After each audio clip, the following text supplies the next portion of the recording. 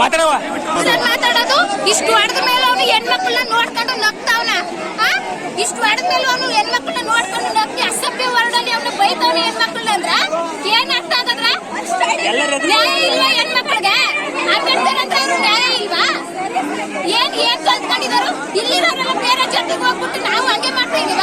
ಅವ್ರ ಸ್ಟ್ಯಾಚ್ಯೂಗಳಿಗೆ ನಾವು ಮಾತ್ರ ಮಸಿ ಬಳಿ ಕೆಲಸ ಮಾಡ್ತಾ ಇದೀವ? ಅವ್ರ ಬುದ್ಧಿ ಇಲ್ವಾ? ಮಣ್ಣು ತಿಂತಾರೆ ಏನ್ ತಿಂತಾರ ಅವರು ಲೋಪರ್ಗಳು?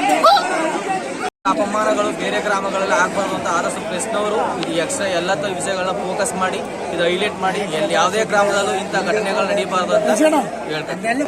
ಒಂದು ಗ್ರಾಮದಲ್ಲೂ ಈ ತರ ನಮ್ಮ ಅಂಬೇಡ್ಕರ್ ಬೋರ್ಡ್ಗೆ ಅನ್ಯಾಯ ಆಗ್ತಾ ಇದೆ.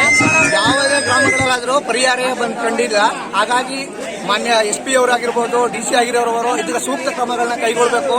ಹಾಗೂ ಊರಿನ ಕಟ್ಟಡಗಳಂತ ನಮ್ಮ ಯಜಮಾನರುಗಳು, ಪ್ರತಿನಿಧಿಗಳು ಇದಕ್ಕೆ ಸೂಕ್ತವಾದ ಸ್ಥಳೀಯ ರಾಜಕಾರಣಿಗಳಿರೋರೆಲ್ಲ ಪ್ರತಿಯೊಬ್ಬರು ನಮಗೆ ಇದಕ್ಕೆ ಸ್ಪಂದಿಸಬೇಕು, ಸರಿಯಾದ ನ್ಯಾಯ ದೊರಕಿಸ್ಕೊಡ್ಬೇಕು ಅಂತ ನಾನು ನಿಮ್ಮಲ್ಲಿ ಮನವಿ ಮಾಡ್ತಾ ಇದ್ದೀನಿ. ಇದೇ ಮತ್ತಪುರ ಗ್ರಾಮಸ್ಥರು ಸಮಯ ಸರಿಯಾಗಿ 4:30 ಗಂಟೆಗೆ ನಮ್ಮ ಹುಡುಗ ಕರೆ ಮಾಡೋದನ್ನು ಇಲ್ಲಿ ಬಂದು ಆಗಮಿಸಿದೆ. ಆ ಸ್ಥಳದಲ್ಲಿ ಉತ್ತರಿಸಿದಂಥ ವ್ಯಕ್ತಿ ತಪ್ಪೆಲ್ಲ ಇದು ಮಾಡಿ ಎಲ್ಲ ಖರ್ಚಾಟ ಕಿರುಚಾಟ ಎಲ್ಲ ಮಾಡ್ತಾ ಇದ್ದಾರೆ. ಅದನ್ನು ಗಮನಿಸಿ ಗ್ರಾಮಸ್ಥರೆಲ್ಲ ಒಗ್ಗಟ್ಟಾಗಿ ಬಂದಾಗ ಲೈಟಿಂಗ್ಸ್ ಎಲ್ಲ ಹಾಳು ಮಾಡಿದ್ದಾರೆ ಮತ್ತು ಬೋರ್ಡ್ನ ತಪ್ಪೆಲ್ಲ ಆಗಿದ್ದಾರೆ.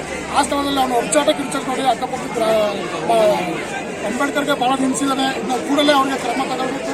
ನ್ಯಾಯಾಂಗ ಬಂಧನದಲ್ಲಿ ಅವರು ಇರಬೇಕಂತ ಕೇಳಬೇಕು.